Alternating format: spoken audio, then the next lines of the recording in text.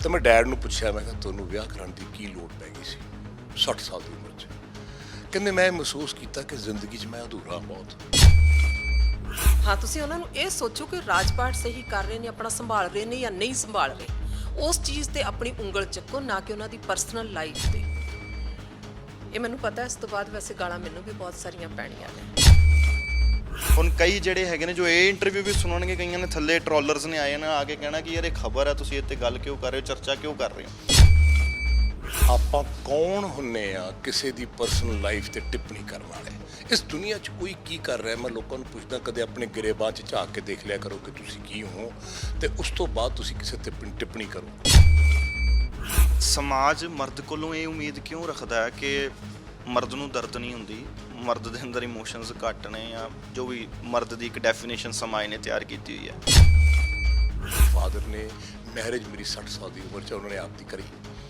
ਔਰ ਉਦੋਂ ਮੇਰੇ ਮਦਰ ਬੜੇ ਯੰਗ ਸੀ 20 ਸਾਲਾਂ ਦੇ ਸੀ ਤੁਹਾਡੇ ਮੁਤਾਬਕ ਇੱਕ ਔਰਤ ਦੀ ਇੱਕ ਮਰਦ ਦੀ ਜ਼ਿੰਦਗੀ ਦੇ ਵਿੱਚ ਕੀ ਅਹਿਮੀਅਤ ਹੁੰਦੀ ਹੈ ਤੇ ਸੀਐਮ ਦਾ ਮਤਲਬ ਇਹ ਥੋੜੀ ਹੈ ਕਿ ਉਹਨਾਂ ਨੂੰ ਅਸੀਂ ਆਪਣੇ ਤੌਰ ਤੇ ਚਲਾਵਾਂਗੇ ਘਰ ਤਾਂ ਉਹਨਾਂ ਦਾ ਆਪਣਾ ਨਾ ਲਾਈਫ ਤਾਂ ਉਹਨਾਂ ਦੀ ਆਪਣੀ ਹੈ ਇਹ ਸਾਨੂੰ ਅੰਡਰਸਟੈਂਡ ਕਰਨਾ ਪੈਣਾ ਸੀਐਮ ਮਾਨ ਸਾਹਿਬ ਆਪਣੀ ਜ਼ਿੰਦਗੀ ਦਾ ਨਵਾਂ ਅਧਿਆਇ ਨਵਾਂ ਚੈਪਟਰ ਸ਼ੁਰੂ ਕਰਨ ਜਾ ਰਹੇ ਨਵਾਂ ਫੇਜ਼ ਹੈ ਉਹਨਾਂ ਦੀ ਜ਼ਿੰਦਗੀ ਦਾ ਉਹ ਤਾਂ ਚਲੋ ਇਸ ਚੀਜ਼ ਨੂੰ ਖੁਸ਼ੀ ਦੇ ਤਰੀਕੇ ਨਾਲ ਲੈ ਰਹੇ ਉਹਨਾਂ ਦੇ ਘਰ ਦੇ ਇਸ ਚੀਜ਼ ਨੂੰ ਖੁਸ਼ੀ ਦੇ ਤਰੀਕੇ ਨਾਲ ਲੈ ਰਹੇ ਲੇਕਿਨ ਜਦੋਂ ਮੈਂ ਸੋਸ਼ਲ ਮੀਡੀਆ ਖੰਗਾਲਣ ਦੀ ਕੋਸ਼ਿਸ਼ ਕਰਦਾ ਤਾਂ ਮੈਨੂੰ ਤਰ੍ਹਾਂ ਦੀਆਂ ਇਹੋ ਜਿਹੀਆਂ ਚੀਜ਼ਾਂ ਮਿਲਦੀਆਂ ਨੇ ਜੋ ਬਿਲੋ ਦਾ ਬੈਲਟ ਨੇ ਔਰ ਬੜੀਆਂ ਚੀਪ ਨੇ ਕਿ ਔਰਤ ਦਾ ਇੰਨੀ ਤਾਕਤ ਹੈ ਔਰਤ ਦੇ ਵਿੱਚ ਕਿ ਜੇ ਬੰਦਾ ਝੁੱਗੀ 'ਚ ਰਹਿ ਰਿਹਾ ਹੈ ਗਰੀਬ ਹੈ ਔਰ ਇੱਕ ਔਰਤ ਉਹਦੇ ਘਰ ਦੇ ਵਿੱਚ ਪੈਰ ਰੱਖੇ ਲక్ష్ਮੀ ਜੀ ਨੂੰ ਆਪਾਂ ਕਹਿੰਦੇ ਆ ਉਹ ਝੁੱਗੀ ਤੋਂ ਬੰਦੇ ਦੇ ਮਹਿਲ ਖੜੇ ਕਰ ਦਿੰਦੀ ਹੈ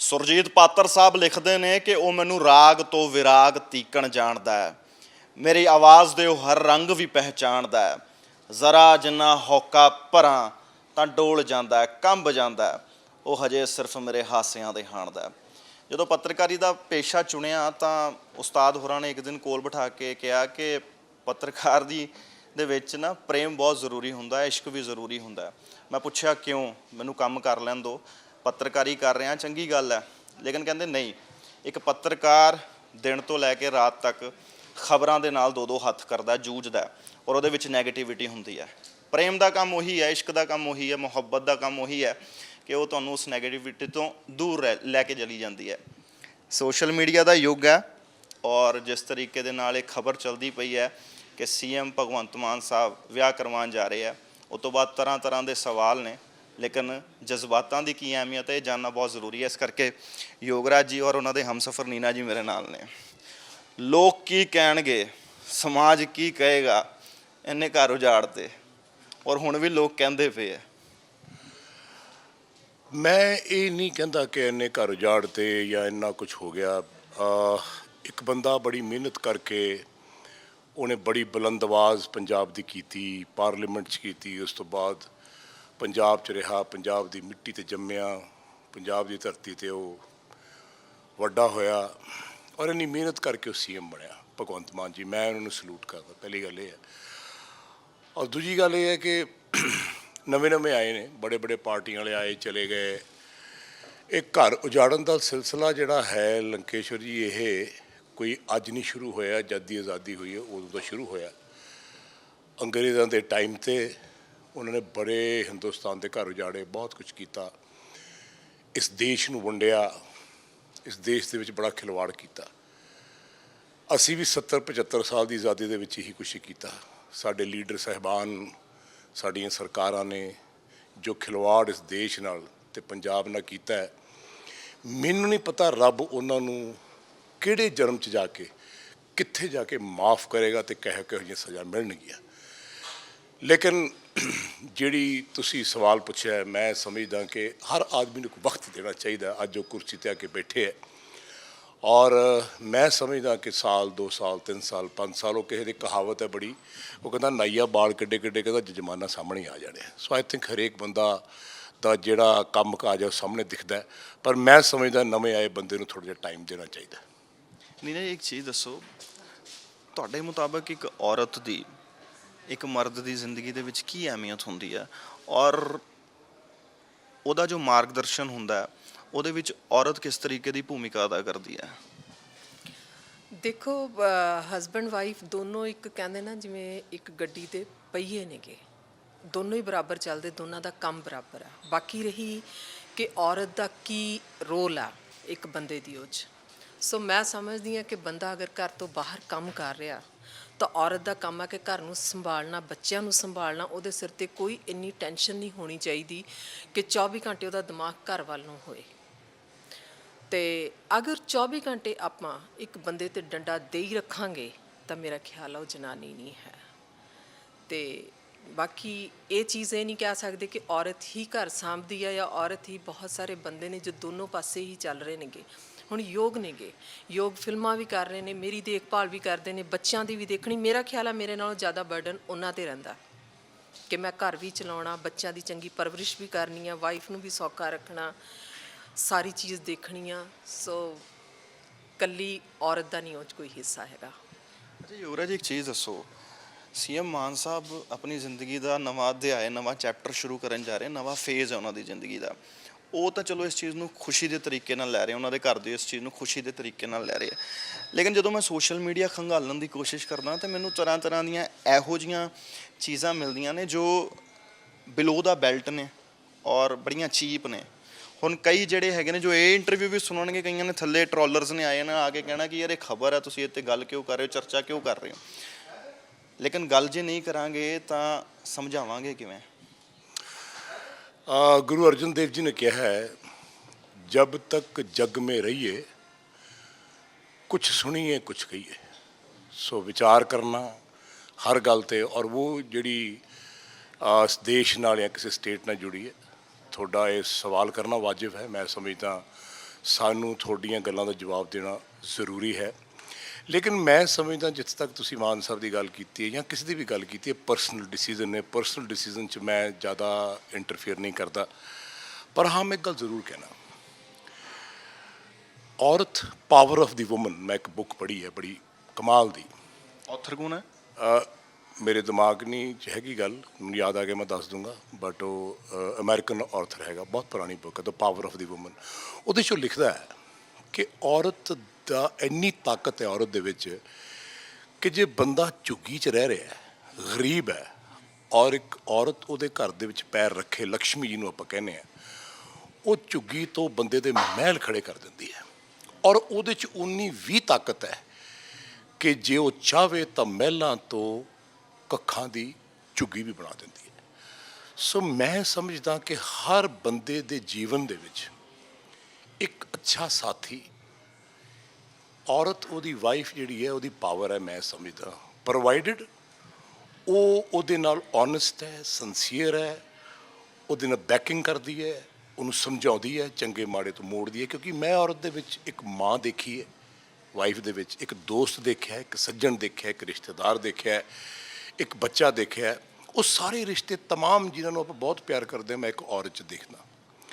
ਔਰ ਮੈਂ ਸਮਝਦਾ ਕਿ ਹਰ ਆਦਮੀ, ਸਪੈਸ਼ਲੀ ਜਦੋਂ ਰਾਜ ਭਾਗ ਚਲਾ ਰਿਹਾ ਹੋਵੇ, ਰਾਜ ਭਾਗ ਜੇ ਤੁਸੀਂ ਹਿਸਟਰੀ ਪੜ੍ਹ ਕੇ ਦੇਖੋ ਤਾਂ ਬਹੁਤ ਸਾਰੇ ਰਾਜੇ ਜਿਹੜੇ ਸਕਸੈਸਫੁਲ ਹੋਏ ਹੈ, ਜਿਨ੍ਹਾਂ ਨੇ ਤਰੱਕੀ ਕੀਤੀ ਹੈ, ਲੋਕਾਂ ਬਾਰੇ ਸੋਚਿਆ, ਉਹਦੇ ਵਿੱਚ ਉਹਨਾਂ ਦੀ ਵਾਈਫ ਦਾ, ਔਰਤ ਦਾ ਬੜਾ ਵੱਡਾ ਹੱਥ ਹੈ। ਔਰ ਮੈਂ ਸਮਝਦਾ ਕਿਸੇ ਵੀ ਬੰਦੇ ਨੂੰ ਤਖਤੋ ਤਾਜ 'ਤੇ ਬੈਠਣ ਤੋਂ ਪਹਿਲਾਂ ਦੋ ਚੀਜ਼ਾਂ ਹਮੇਸ਼ਾ ਉਹਦੇ ਕੋਲ ਹੋਣੀਆਂ ਚਾਹੀਦੀਆਂ। ਇੱਕ ਜਿਹੜੀ ਵਫਾਦਾਰ ਔਰਤ ਅਤੇ ਵਫਾਦਾਰ ਸਾਥੀ, ਜਿਹਨੂੰ ਆਪਾਂ ਕਹਿੰਦੇ ਐਡਵਾਈਜ਼ਰ, ਜਿਹਨੂੰ ਆਪਾਂ ਕਹਿੰਦੇ ਜਰਨੈਲ। ਮਹਾਰਾਜਾ ਰਣਜੀਤ ਸਿੰਘ ਦੀ ਗੱਲ ਕਰੀਏ ਤਾਂ ਮੈਂ ਮਹਾਰਾਜਾ ਰਣਜੀਤ ਸਿੰਘ ਨੂੰ ਰਾਜਾ ਇਸ ਕਰਕੇ ਵੱਡਾ ਗਿਣਦਾ ਕਿਉਂਕਿ ਉਹਦੇ ਕੋਲ ਰਾਣੀ ਸਾਹਿਬਾ ਤੋਂ ਲੈ ਕੇ ਜਰਨੈਲ ਜਿਹੜੇ ਸੀ, ਹਰੀ ਸਿੰਘ ਨਲੂਆ ਜੀ ਵਰਗੇ, ਅਕਾਲੀ ਫੂਲਾ ਸਿੰਘ ਜੀ ਵਰਗੇ, ਜਨਰਲ ਜ਼ੋਰਾਵਰ ਸਿੰਘ ਜੀ ਵਰਗੇ, ਮੋਹਕਮ ਸਿੰਘ ਵਰਗੇ, ਇਹ ਲੋਕਾਂ ਨੇ ਉਹ ਰਾਜ ਭਾਗ ਸੰਭਾਲਿਆ। ਅਤੇ 40 ਸਾਲ ਉਸ ਰਾਜ ਦੀ ਆਪਾਂ ਕਦੇ ਵੀ ਗੱਲ ਕਰੀਏ, ਕਿਸੇ ਵੀ ਬੰਦੇ ਨੇ ਇਹੋ ਜਿਹਾ ਰਾਜ ਸਥਾਪਿਤ ਨਹੀਂ ਕੀਤਾ ਅਤੇ ਨਾ ਚਲਾਇਆ। ਸੋ ਮੈਂ ਸਮਝਦਾ ਕਿ ਔਰਤ ਕਿਸੇ ਵੀ ਮਕਾਮ 'ਚ ਹੋਵੇ, ਕਿਤੇ ਵੀ ਹੋਵੇ, ਉਹ ਇੱਕ ਬੰਦੇ ਦੀ ਤਾਕਤ ਹੈ ਔਰ ਬੰਦਾ ਔਰਤ ਤੋਂ ਬਗੈਰ ਬਹੁਤ ਦੂਰ ਹੈ।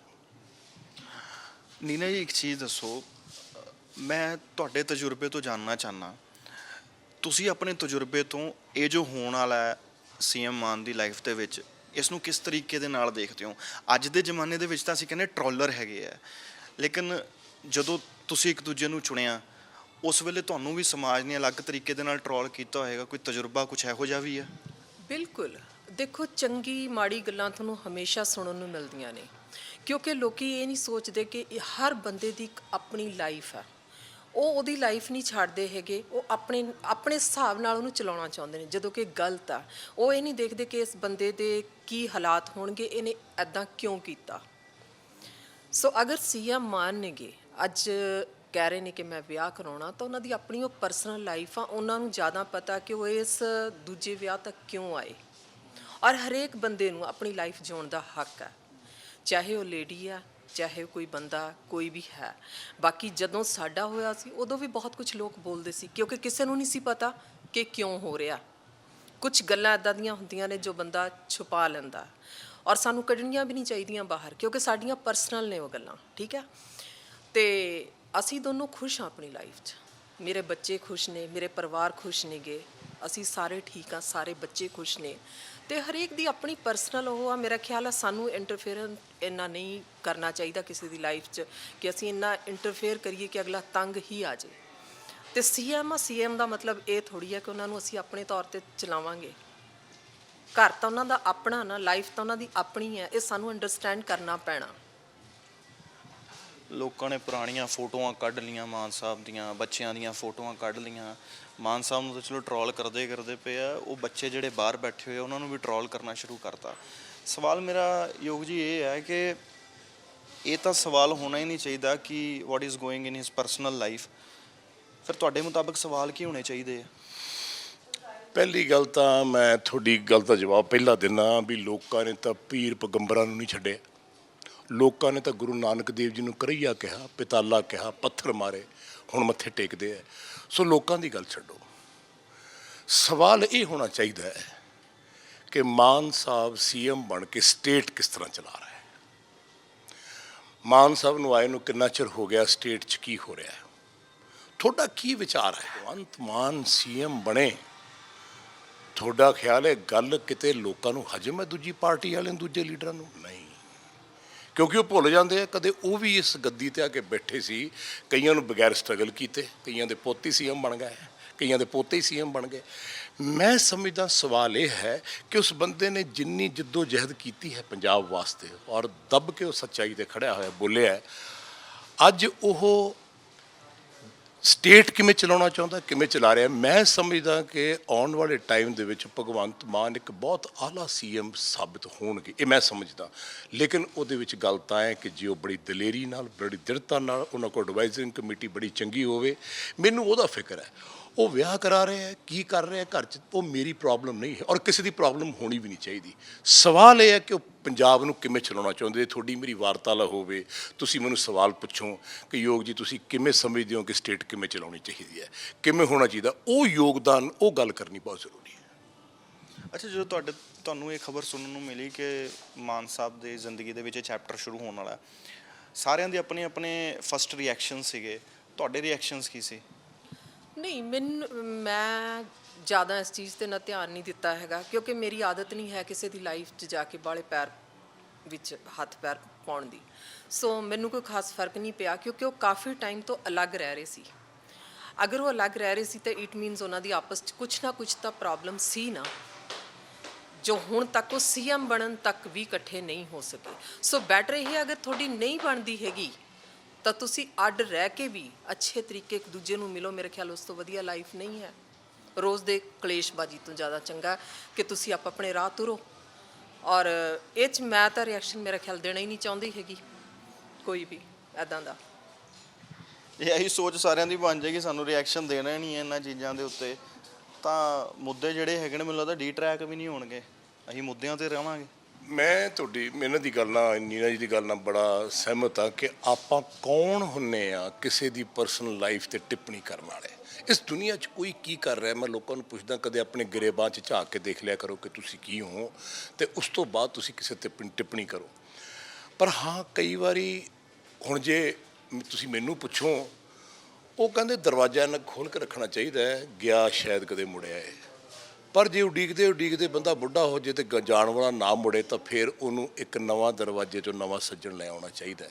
ਕਿਉਂਕਿ ਇਹ ਜੀਵਨ ਐਸਾ ਰੱਬ ਨੇ ਬਣਾਇਆ ਹੈ, ਬੰਦਾ ਔਰਤ ਬਗੈਰ ਅਧੂਰਾ ਹੈ, ਔਰਤ ਬੰਦੇ ਬਗੈਰ ਅਧੂਰੀ ਹੈ। ਔਰ ਲੰਕੇਸ਼ਵਰ ਦੀ ਸਾਡੀ ਜਿਹੜੀ ਸਭ ਤੋਂ ਵੱਡੀ ਗੱਲ ਇਹ ਹੈ ਕਿ ਇਹਦੀ ਲੋੜ ਸ਼ਾਇਦ ਤੁਹਾਨੂੰ ਜਵਾਨੀ 'ਚ ਮਹਿਸੂਸ ਹੋਵੇ ਨਾ ਹੋਵੇ, ਪਰ ਜਦ ਤੁਸੀਂ ਅੱਧ-ਖੜ ਉਮਰ ਟੱਪਦੇ ਹੋ 50 ਸਾਲ ਤੋਂ, ਤਾਂ ਮੈਂ ਤੁਹਾਨੂੰ ਆਪਣੇ ਤਜਰਬੇ ਨਾਲ ਦੱਸਦਾ ਕਿ ਤੁਹਾਨੂੰ ਇੱਕ ਉਹ ਜੀਵਨ ਸਾਥੀ ਜਿਹਦੇ ਨਾਲ ਤੁਸੀਂ ਵਿਆਹ ਕਰਾਇਆ ਜਾਂ ਉਹਨੂੰ ਅਪਣਾਇਆ, ਜਿਹੜਾ ਸੁੱਖ ਦੁੱਖ ਉਹਦੇ ਨਾਲ ਕਰ ਸਕਦੇ ਹੋ, ਉਹਦੇ ਨਾਲ ਤੁਰ ਸਕਦੇ ਹੋ, ਕਿਉਂਕਿ ਬੁਢਾਪਾ ਹੀ ਅੱਧ-ਖੜ ਤੇ ਬੁਢਾਪੇ ਤੱਕ ਤੁਹਾਡਾ ਜਿਹੜਾ ਸਾਥੀ ਹੈ, ਉਹ ਬੇਸ਼ੱਕ ਆਦਮੀ ਹੈ ਜਾਂ ਔਰਤ ਹੈ, ਉਹਦੇ ਨਾਲ ਹੀ ਤੁਹਾਡੀ ਜ਼ਿੰਦਗੀ ਚੱਲਦੀ ਹੈ, ਕਿਉਂਕਿ ਬੱਚੇ ਵੱਡੇ ਹੋ ਗਏ, ਆਪਣੀ ਆਪਣੀ ਜਗ੍ਹਾ ਸੈੱਟ ਹੋ ਜਾਣੇ ਸੇ।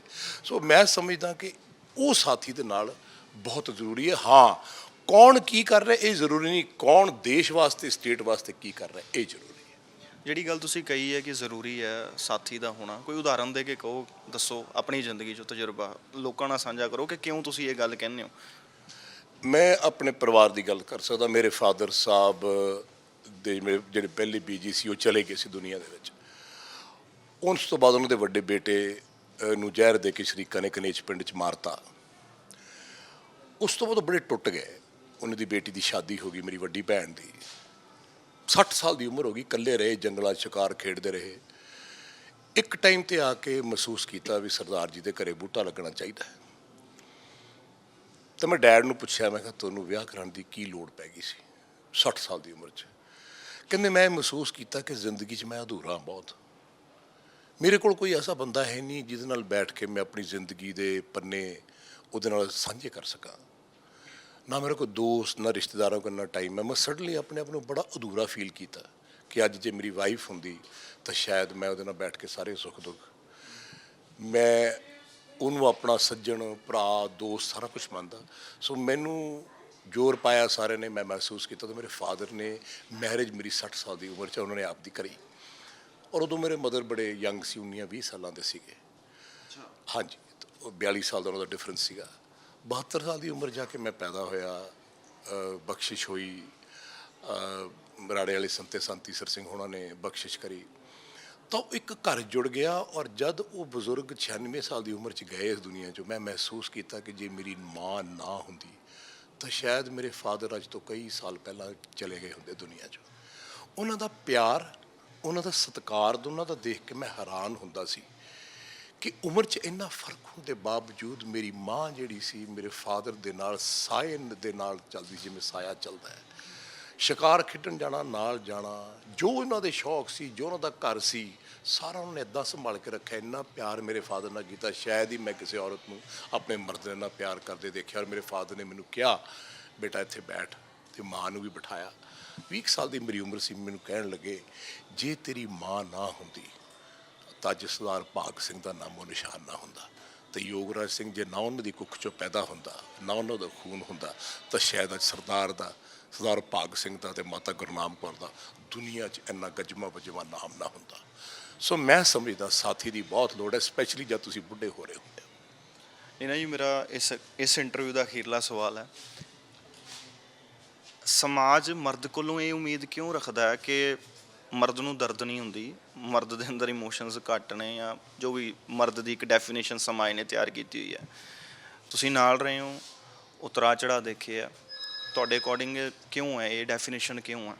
ਨਹੀਂ, ਇਹ ਬੜੀ ਗਲਤ ਹੈ। ਦਰਦ ਹਰੇਕ ਨੂੰ ਹੁੰਦਾ, ਦਿਲ ਹਰੇਕ 'ਚ ਹੈ, ਪਰ ਅਸੀਂ ਲੋਕ ਉਹਨੂੰ ਕਦੇ ਰੋਣ ਹੀ ਨਹੀਂ ਦਿੰਦੇ। ਕਦੇ ਇਹ ਨਹੀਂ ਕਹਿੰਦੇ ਕਿ ਤੈਨੂੰ ਤਕਲੀਫ ਹੈ, ਤੂੰ ਬੈਠ ਕੇ ਇਸ ਮੋਢੇ 'ਤੇ ਸਿਰ ਰੱਖ ਔਰ ਰੋ, ਮਨ ਨੂੰ ਹਲਕਾ ਕਰ। ਇਹ ਚੀਜ਼ਾਂ ਗਲਤ ਨੇ। ਅਸੀਂ ਪਹਿਲਾਂ ਹੀ ਹਮੇਸ਼ਾ ਕਹਿ ਦਿੰਦੇ ਨਹੀਂ ਉਹ ਮਰਦ ਹੈ, ਉਹਦੀ ਅੱਖ 'ਚ ਹੰਝੂ ਨਹੀਂ ਆਉਣਾ ਚਾਹੀਦਾ। ਕਿਉਂ ਨਹੀਂ ਆਉਣਾ ਚਾਹੀਦਾ? ਜੇ ਸਾਨੂੰ ਤਕਲੀਫ ਹੈ ਤਾਂ ਬੰਦੇ ਨੂੰ ਵੀ ਉਨੀ ਤਕਲੀਫ ਹੈ। ਔਰ ਮਾਨ ਸਾਹਿਬ 'ਤੇ ਵੀ ਮੈਂ ਇਹੀ ਚੀਜ਼ ਲਗਾਉਂਗੀ। ਸੋ ਲੋਕਾਂ ਨੂੰ ਚਾਹੀਦਾ ਉਹਨਾਂ ਨੂੰ ਪਿਆਰ ਨਾਲ, ਠੀਕ ਹੈ, ਉਹਨਾਂ ਨੂੰ ਇੱਕ CM ਦੀ ਤਰ੍ਹਾਂ ਟਰੀਟ ਕਰੋ। ਉਹਨਾਂ ਨੂੰ ਇਹ ਨਾ ਕਰੋ ਕਿ ਇਹ ਸਾਡਾ ਤੁਸੀਂ ਬੜੇ ਪਿਆਰ ਨਾਲ ਬਣਾਇਆ। ਐਦਾਂ ਦੀ ਤਾਜਪੋਸ਼ੀ ਮੇਰੇ ਖਿਆਲ ਕਿਸੇ ਵੀ CM ਦੀ ਨਹੀਂ ਹੋਈ ਜਿੱਦਾਂ ਦੀ ਉਹਨਾਂ ਦੀ ਹੋਈ ਹੈ। ਠੀਕ ਹੈ, ਜਿਸ ਇਨਸਾਨ ਨੂੰ ਤੁਸੀਂ ਇੰਨੇ ਪਿਆਰ ਨਾਲ ਚੁਣਿਆ ਤੇ ਉਹਦੀ ਇੰਨੀ ਜੀ ਗੱਲ ਪਿੱਛੇ ਤੁਸੀਂ ਬੱਚਿਆਂ ਨੂੰ ਵੀ ਟਰੋਲ ਲੱਗੇ ਕਰਨ, ਹੋਰਾਂ ਨੂੰ ਵੀ ਟਰੋਲ ਲੱਗੇ, ਅੱਜ ਉਸ ਇਨਸਾਨ ਦੇ ਦਿਲ 'ਤੇ ਕੀ ਬੀਤ ਰਹੀ ਹੋਣੀ। ਹਾਂ, ਤੁਸੀਂ ਉਹਨਾਂ ਨੂੰ ਇਹ ਸੋਚੋ ਕਿ ਰਾਜਪਾਟ ਸਹੀ ਕਰ ਰਹੇ ਨੇ, ਆਪਣਾ ਸੰਭਾਲ ਰਹੇ ਨੇ ਜਾਂ ਨਹੀਂ ਸੰਭਾਲ ਰਹੇ। ਉਸ ਚੀਜ਼ 'ਤੇ ਆਪਣੀ ਉਂਗਲ ਚੱਕੋ, ਨਾ ਕਿ ਉਹਨਾਂ ਦੀ ਪਰਸਨਲ ਲਾਈਫ 'ਤੇ। ਇਹ ਮੈਨੂੰ ਪਤਾ, ਇਸ ਤੋਂ ਬਾਅਦ ਵੈਸੇ ਗਾਲਾਂ ਮੈਨੂੰ ਵੀ ਬਹੁਤ ਸਾਰੀਆਂ ਪੈਣੀਆਂ ਨੇ। ਹਾਂ, ਸ਼ੁਰੂ ਹੋ ਗਈਆਂ ਹੋਣੀਆਂ, ਤੇ ਪਰ ਮੈਨੂੰ ਕੋਈ ਫਰਕ ਨਹੀਂ ਪੈਂਦਾ ਹੈਗਾ। ਸਾਨੂੰ ਸਾਰਿਆਂ ਦੀ ਸਾਡੀ ਇੱਕੋ ਹੀ ਸੋਚ ਹੋਣੀ ਚਾਹੀਦੀ ਹੈ ਕਿ ਲੋਕਾਂ ਦੇ ਘਰਾਂ 'ਚ ਝਾਕਣਾ ਬੰਦ ਕਰੋ। ਅਸੀਂ ਆਪਣੇ ਘਰ ਨੂੰ, ਆਪਣੇ ਆਪ ਨੂੰ ਦੇਖ ਲਿਓ ਬਹੁਤ ਹੈ। ਔਰ ਹਰੇਕ ਦੇ ਦੁੱਖ ਦਰਦ ਨੂੰ ਉੱਦਾਂ ਹੀ ਸਮਝੋ ਜਿੱਦਾਂ ਤੁਸੀਂ ਆਪਣੇ ਆਪ ਆਪਣੇ ਦੁੱਖ ਨੂੰ ਸਮਝ ਰਹੇ ਹੋ। ਸੋ ਚੰਗੀ ਗੱਲਬਾਤ ਹੋਈ ਹੈ, ਚੰਗੀ ਕਨਵਰਸੇਸ਼ਨ ਸੀਗੀ। ਤੁਹਾਡੇ ਕੋਲ ਉਮੀਦ ਇਹੀ ਕੀਤੀ ਜਾ ਸਕਦੀ ਸਾਡੇ ਵੱਲੋਂ ਕਿ ਕੋਸ਼ਿਸ਼ ਕਰਨਾ ਕਿ ਚੰਗੀਆਂ ਹੀ ਗੱਲਾਂ ਅੱਗੇ ਤੱਕ ਪਹੁੰਚਣ। ਬਾਕੀ ਗਿਆਨ ਵੰਡਣ ਵਾਲੇ ਸੋਸ਼ਲ ਮੀਡੀਆ ਤੇ ਬਥੇਰੇ ਹੈਗੇ ਨੇ, ਥੱਲੇ ਤੁਸੀਂ ਇੱਕ ਝੜੀ ਲਾ ਦੇਣੀ ਹੈ ਕਮੈਂਟਸ ਦੀ, ਲੇਕਿਨ ਸਾਡਾ ਮਕਸਦ ਕੁਛ ਇੱਦਾਂ ਦਾ ਨਹੀਂ ਹੈਗਾ। ਸਾਡਾ ਮਕਸਦ ਇਹੀ ਹੈਗਾ ਕਿ ਸਮਾਜ ਨੂੰ ਇੱਕ ਚੰਗੇ ਰਾਹ ਵੱਲ ਲੈ ਕੇ ਤੁਰੀਏ। ਕੈਮਰੇ ਤੇ ਸਾਥ ਦੇ ਰਹੇ ਸੀਗੇ ਸੁਖਵਿੰਦਰ, ਮੇਰਾ ਨਾਮ ਹੈ ਲੰਕੇਸ਼ ਤ੍ਰਿਖਾ, ਰੋਜ਼ਾਨਾ ਸਪੋਕਸਮੈਨ ਦੇ ਲਈ।